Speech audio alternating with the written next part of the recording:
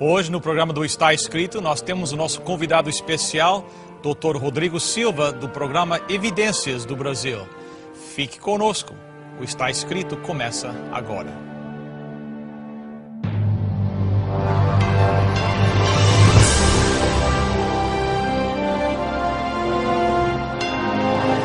Venceu a prova do tempo. O livro de Deus, a Bíblia. Ainda relevante neste mundo complexo.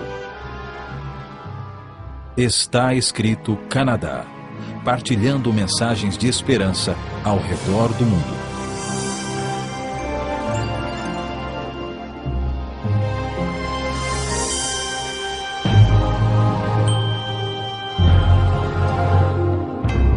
Bem-vindos ao programa do Está Escrito. Nós estamos muito contentes hoje, porque nós temos o nosso convidado especial aqui conosco, o Dr. Rodrigo Silva.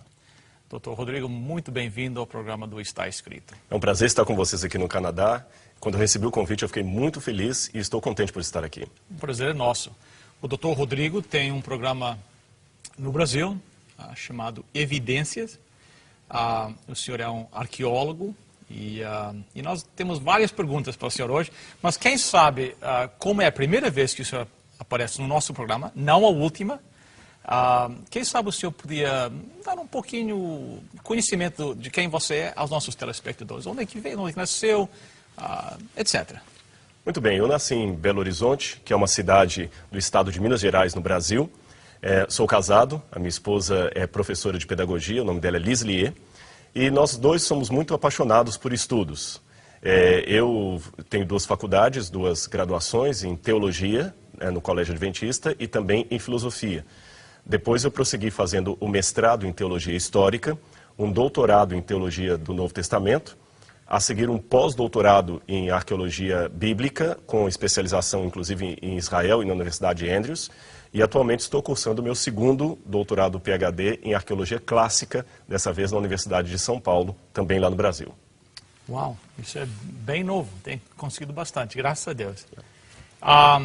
O seu programa no Brasil, Evidências, qual é o foco desse programa? Foi boa a sua pergunta, eu fico feliz por isso. O Evidências é um programa que ele procura encontrar fatos que comprovem a veracidade histórica da Bíblia Sagrada. Note, não é um programa que procura provar a Bíblia Sagrada, e eu quero explicar rapidamente o porquê disso, é uma diferença. A arqueologia não pode provar a Bíblia pelas seguintes razões. Letra A. A Bíblia tem conteúdos que demandam fé. Por exemplo, eu jamais vou poder provar pelo método científico que Deus é uma trindade. Eu jamais poderei provar pelo método científico que Cristo nasceu de uma virgem. Isto foge à ciência. Em segundo lugar, nós temos no Brasil, nos Estados Unidos, creio que no Canadá não deva ser diferente, o que chamamos de autoridade ou fé pública. Por exemplo, se um guarda de trânsito disser que você estava correndo acima da velocidade permitida e você não tem provas que não estava correndo e nem o guarda provas que estaria, a palavra dele num tribunal tem mais peso do que a sua, porque ele é uma autoridade de trânsito. O guarda não precisa que ninguém prove a palavra dele. Certo. Ora, se Deus é a autoridade maior do universo e eu preciso que alguém prove a palavra de Deus, ele deixou de ser a autoridade, correto? Mas a arqueologia me ajuda a encontrar fatos que confirmem a veracidade histórica da Bíblia Sagrada, ou seja, que a história que a Bíblia apresenta é real. Se a história é real, a teologia que está assentada nela também o será.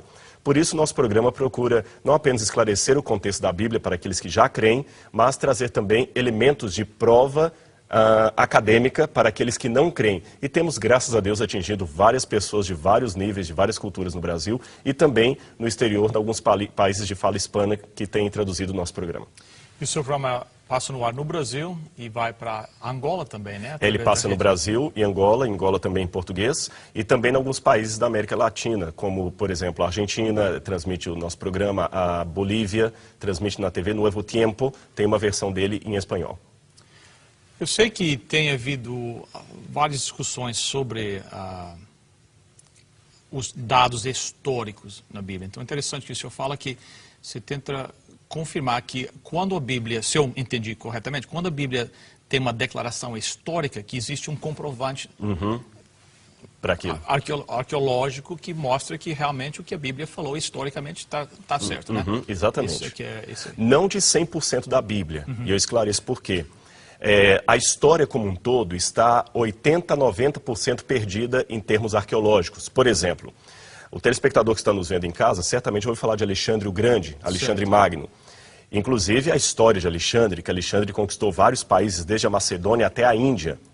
Pois sabia, Bill, que nós não temos nenhuma prova arqueológica da presença de Alexandre o Grande na Índia? Sério? Nenhuma pedra da época, nada. Aliás, as biografias mais antigas de Alexandre o Grande datam de 300 anos depois da morte dele. Eu não tenho nenhuma biografia de Alexandre contemporânea a ele. Então, seria um fato que Alexandre nunca existiu? Não, não é isso. É porque a história passada, muita coisa se perdeu por ladrões de sepultura, apropriação do tempo. Agora, o pouco que eu recupero da história passada, seja para contar de Alexandre, seja para falar da Bíblia, está confirmando ou desaprovando aquilo que a Bíblia diz. Aí que é o interessante, Certo. porque muitas vezes, quando eu vou escavar, a arqueologia desmente o historiador. Por exemplo, Heródoto dizia que as muralhas de Babilônia tinham quase que 100 metros, cento e tantos metros de altura. A arqueologia mostrou que isso é um equívoco, que Heródoto havia exagerado.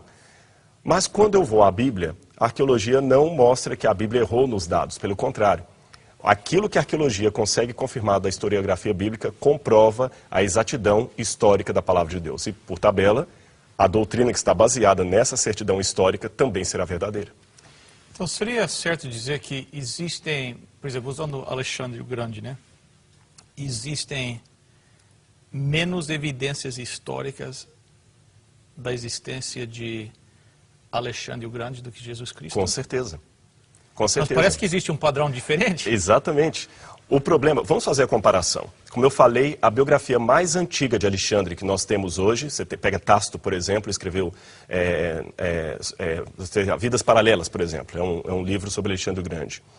Em Vidas Paralelas foi muito tempo depois da morte dele. Os evangelhos foram escritos, possivelmente, algumas décadas depois da morte de Jesus. Alexandre foram centenas de anos depois da morte de Alexandre. Olha a diferença quando eu pego Vidas Paralelas e quando eu pego os evangelhos. Vidas Paralelas falando de Alexandre e de César ou os evangelhos falando de Jesus. O hiato de tempo entre a morte de Alexandre e Vidas Paralelas ou entre a morte de Jesus e os evangelhos é muito grande. Outro detalhe, eu tenho uma grande maioria, eu tenho mais de 5.300 manuscritos do Novo Testamento, cópias do Novo Testamento que estão aí, que me permitem traçar a originalidade do texto original, perdão, a fidelidade das cópias em relação ao texto original. De Alexandre eu não tenho isso. Vou falar de outro personagem da história, Sócrates. Não temos nenhuma prova arqueológica contemporânea da existência de Sócrates. Interessante. Não temos. Agora, o interessante é que esse tipo de situação nem sempre é mostrada pelos documentários de televisão. Isso é o que eu ia dizer. Parece que existe uma falta de, sei lá, nós em inglês dizemos assim, como é que se diz? Estou esquecendo a palavra, mas they're not being honest, não estão sendo honestos, né? Exatamente. De certa forma. Eu não usaria a palavra desonestidade, porque eu tenho medo de um processo, mas eu usaria a palavra parcialidade. Exato. As pessoas mostram aquilo que lhes convém. Exatamente. E existe um provérbio interessante, esse provérbio de Hegel. Hegel escreveu que aquele que exagera nos argumentos prejudica a causa. Isso vale tanto para o que crê na Bíblia como para o que descrê. Uma pessoa, por exemplo, que pega supostas evidências da evolução e exagera demais aquelas evidências, ele está prejudicando a teoria da evolução. Exato. Então nós temos que ser coerentes. O que eu tenho de concreto para fazer as minhas afirmações acadêmicas? Então vamos, já começamos a falar de Jesus, vamos falar quais são algumas das evidências então históricas que nós temos que falam de Jesus. De Jesus Cristo. Temos algumas, poucas como eu falei, mas lembremos, se Alexandre o Grande, que foi um conquistador, certo. Não vou chamá-lo de imperador, porque isso é coisa dos romanos posteriormente, mas um conquistador famosíssimo, não tem nada contemporâneo sobre ele, só relatos posteriores. Jesus foi um camponês famoso hoje, mas na época apenas um galileu sem muita expressão. Eu não deveria esperar muita coisa, mas mesmo assim nós temos alguns fatos sobre Jesus. Você tem, por exemplo, na historiografia romana, você tem Plínio o Moço fazendo a menção dos cristãos que reuniam-se num dia fixo para adorar a Cristo como se fosse um Deus. Suetônio e Tácito também mencionam Cristo como sendo um personagem real que existiu.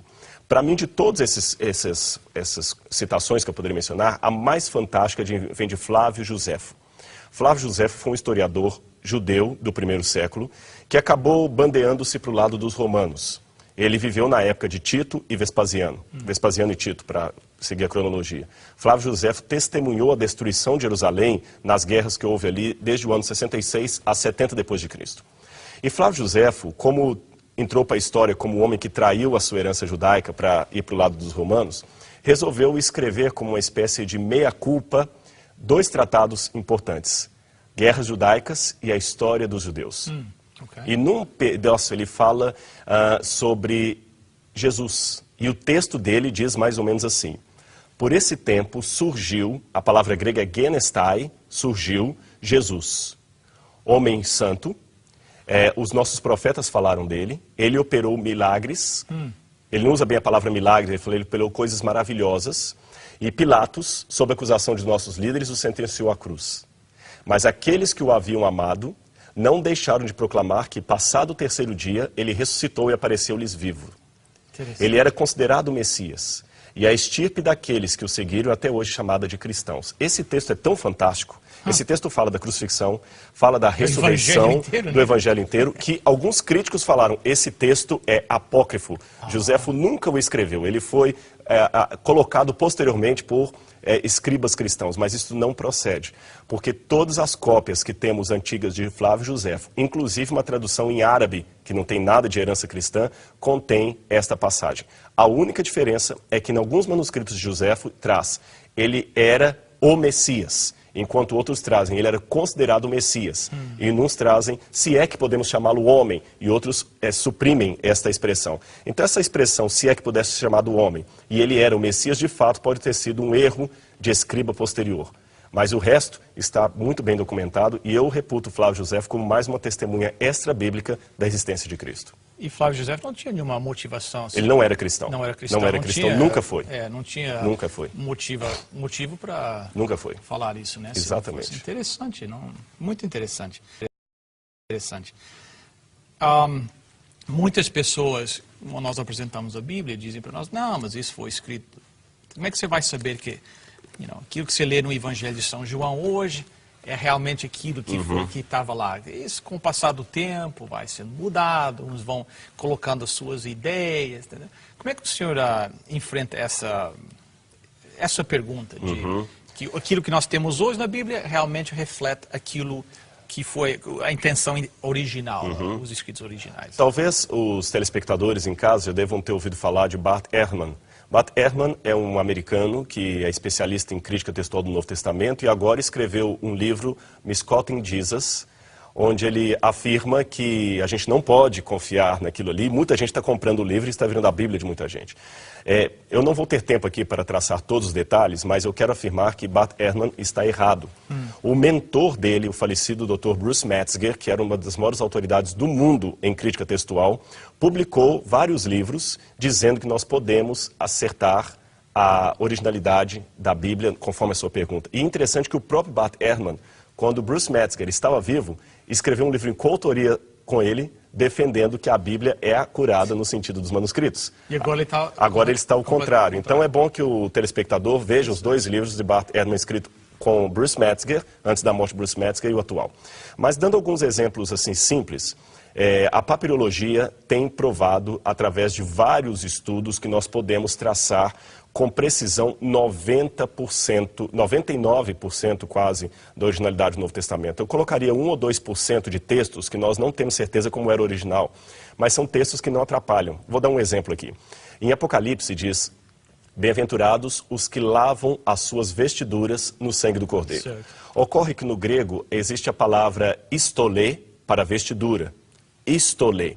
A palavra para mandamento é entolê. Veja, entolê, estolê. Mandamento, veste. São palavras muito parecidas. Certo. Algum copista cometeu um erro e trocou uma palavra pela outra. De modo que hoje eu não sei afirmar se o correto é bem-aventurados os que guardam seus mandamentos ou bem-aventurados os que lavam suas vestiduras. Certo. Nós não sabemos como era o original desse texto, mas convenhamos, seja qual deles for, ambos estão verdadeiros. Exato. E este é o 1% da Bíblia, a gente ainda tem dúvida. 99% ou 98% são registrados. Agora, mesmo para quem não domina os campos da papirologia, eu vou dar um argumento para mostrar que a Bíblia não foi alterada. Um argumento simples que qualquer leigo possa entender. Alguns críticos tomam a Bíblia que você tem em casa e falam, se os evangelhos são realmente dignos de crédito, por que há tanta contradição? Por exemplo, num evangelho diz que Jesus curou 2 cegos. No outro diz que era apenas um cego. Na verdade, não existe biocontradição aí. Na época, mulheres e crianças não eram contados geralmente. Era o machismo da época. Se eu tivesse aqui 10 mulheres, 2 crianças e 20 homens, o normal seria falar, tenho 20 pessoas aqui. Certo. As mulheres e crianças não seriam contadas. Raros casos. Lembra do milagre da multiplicação dos pães? Certo. Jesus abençoou os pães, multiplicou para 10 mil pessoas e Mateus coloca fora mulheres e crianças. certo. É possível que houvesse à beira da estrada 2 cegos, um adulto e uma criança, ou um homem e uma mulher. De modo que um evangelista, seguindo a tradição da época, contou apenas um e o outro falou dos 2. Então não é uma contradição real. Certo. Mas de qualquer maneira, para quem não conhece o contexto da época, parece uma contradição. Certo. E por que Deus permitiu? Eu respondo. Para mostrar que a Bíblia não foi alterada nem para corrigir.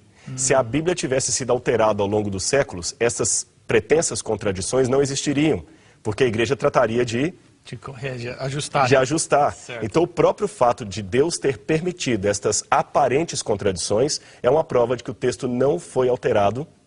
E outra prova maior. Durante a Idade Média, o catolicismo dominou por muito tempo, nós sabemos, a Europa. Certo.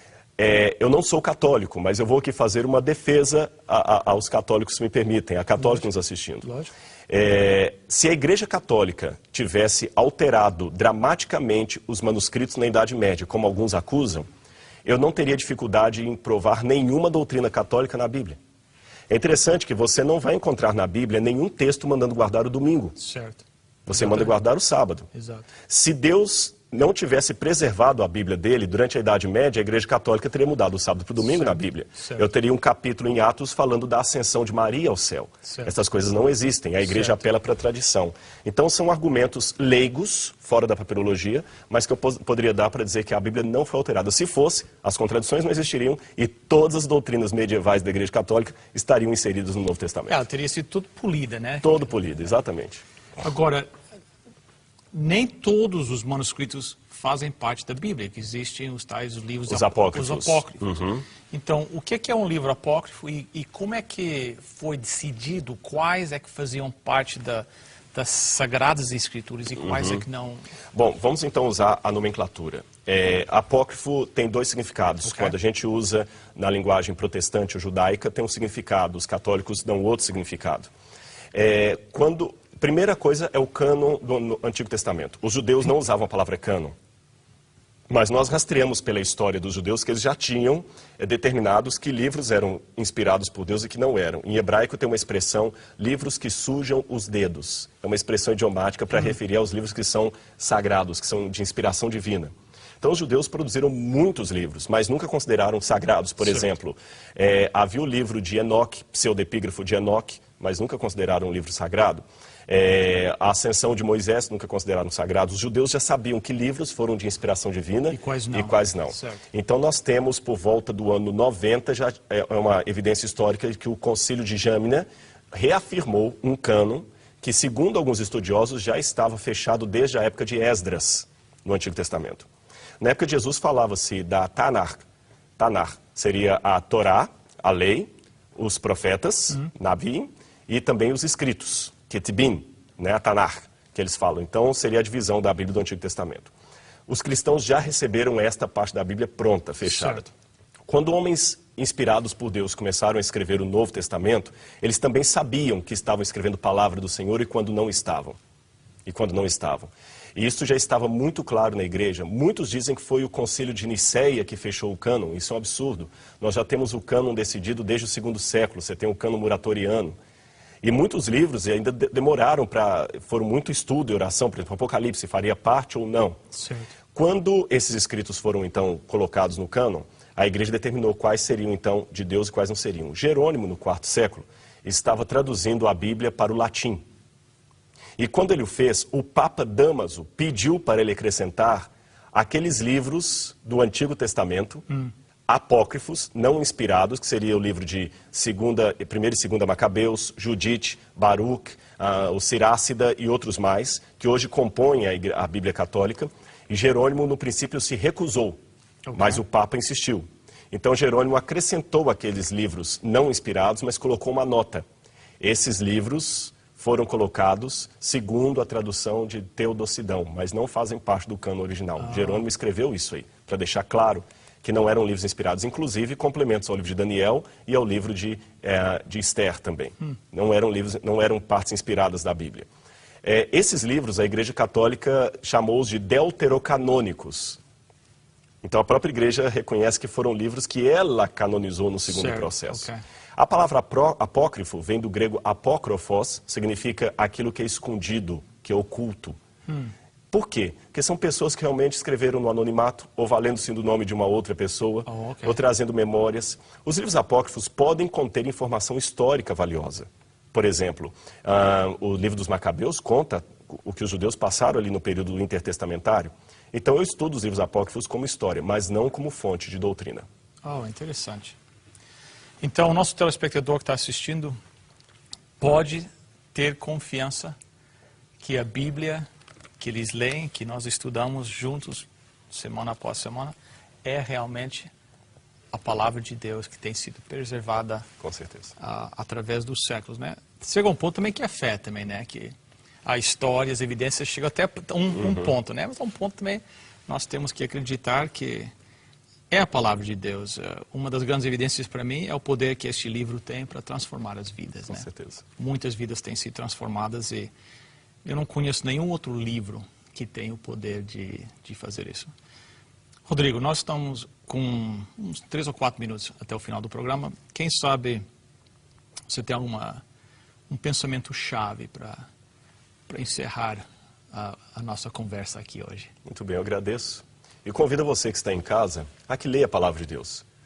Como o pastor Bill falou, eu nunca vi ninguém morrer ou dar a sua vida ou ser transformado por ter lido Shakespeare. Nunca vi Hamlet transformar uma pessoa perdida numa pessoa salva, numa pessoa de vida mudada, mas a Bíblia transforma.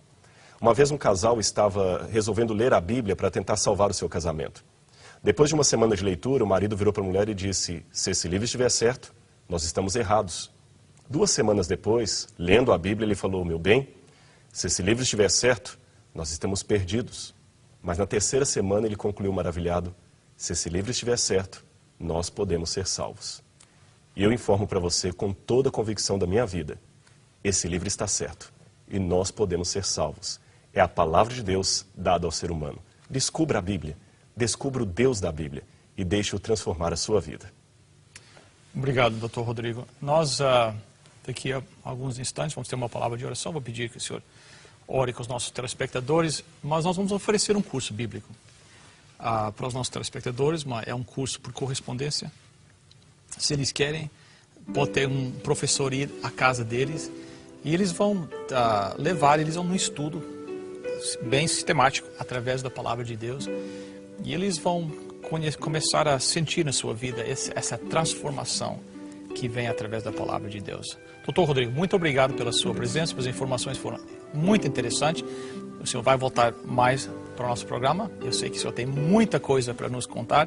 Quem sabe no próximo programa vamos entrar um pouquinho mais na arqueologia, algumas das descobertas e algumas evidências que o senhor tem. Mas muito obrigado. Quem sabe o senhor daria-nos o privilégio de orar pelos nossos telespectadores. Oremos então. Amado Senhor, no nome de Jesus, nós agora invocamos a Tua presença sobre a vida de cada telespectador que está conosco neste momento. Que a Tua graça possa chegar a cada lar que está em sintonia conosco agora no Está Escrito. Muito obrigado, ó Pai, por Tua palavra, a revelação de Deus dada aos homens. Muito obrigado pela Bíblia dizer como Deus agiu na história da humanidade e como Ele pode agir na história da nossa própria vida. Abençoa cada um nesse momento. Que cada um possa sentir a Tua presença em seu lar. Nós pedimos em nome de Jesus. Amém. Amém.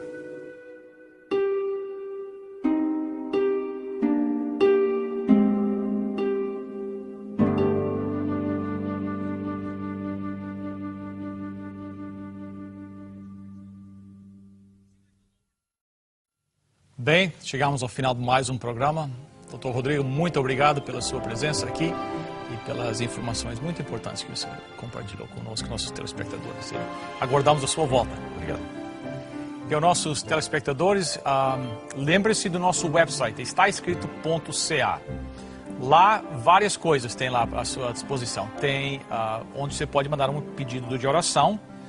E a nossa equipe, todas as manhãs, se reúne e ora sobre os pedidos que chegam, tanto por correspondência como pela internet. Lá, você também tem um link onde você pode assistir o programa do Dr. Rodrigo no Brasil, Evidências. É um programa excelente e visite o nosso website, estaescrito.ca, e lá tem o link que dá para assistir o programa do Dr. Rodrigo quando vocês quiserem. Lá no website também vocês têm a oportunidade, a possibilidade de mandar uma doação para que o nosso ministério, este programa, possa continuar no ar, trazendo, na minha opinião, boa programação para os lares de pessoas que falam português. A nossa oração é que Deus vai nos dar o privilégio de estarmos juntos mais uma vez na próxima semana. Eu espero que você esteja cá também. Até lá, lembre-se, está escrito: nem só de pão viverá o homem, mas de toda a palavra que procede da boca de Deus.